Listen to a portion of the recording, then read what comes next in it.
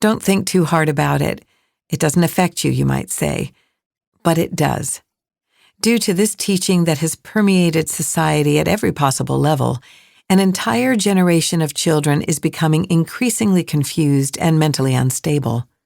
Teens are turning on their bodies in droves, from eating disorders to self-harm to denying biological sex altogether.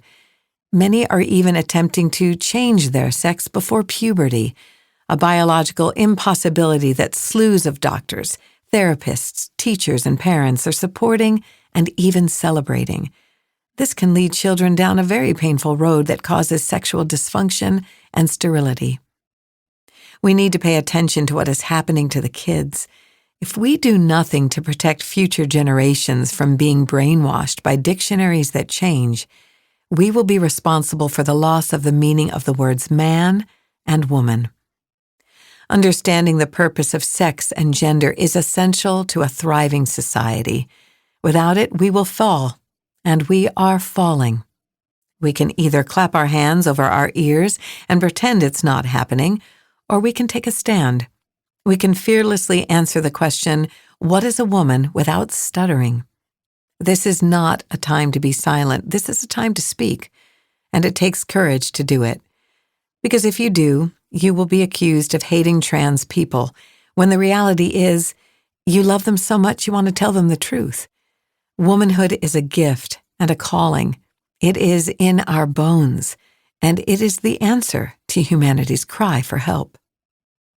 When feelings dictate laws, we are in big trouble as a society.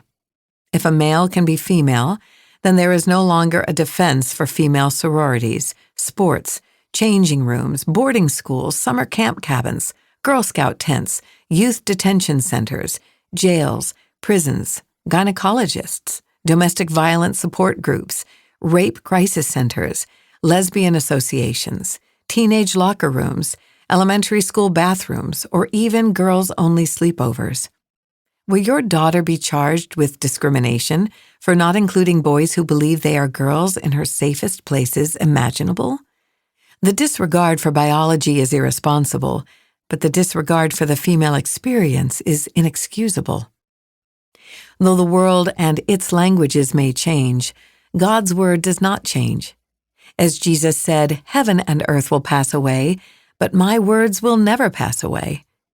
Whether you believe the scriptures are true, false, or you wrestle with their precepts like most of us, I respect you, but I also want to challenge you. Do you know where we can find an eternal definition of woman that will not conform to the whims of man's ideologies? Though the history of biblical interpretation is wrought with wrongdoing and misapplication, especially about women, the original languages of the Bible still tell us who we are. In this book, we are going to weigh sex and gender as God defines them, on a scale next to the gender ideology movement that is sweeping across our nation and world. My goal is to look closely at the definitions of male, female, man, and woman that throw open doorways which enlarge rather than diminish who we are. And where womanhood has been improperly translated, I plan to severely challenge the culture's religious assumptions as well. Why do most Christians remain silent on this? They are afraid to speak the truth about sex and gender for fear of backlash. Yet Thomas Campbell challenges us. Where the scriptures speak, we speak. And where the scriptures are silent, we are silent.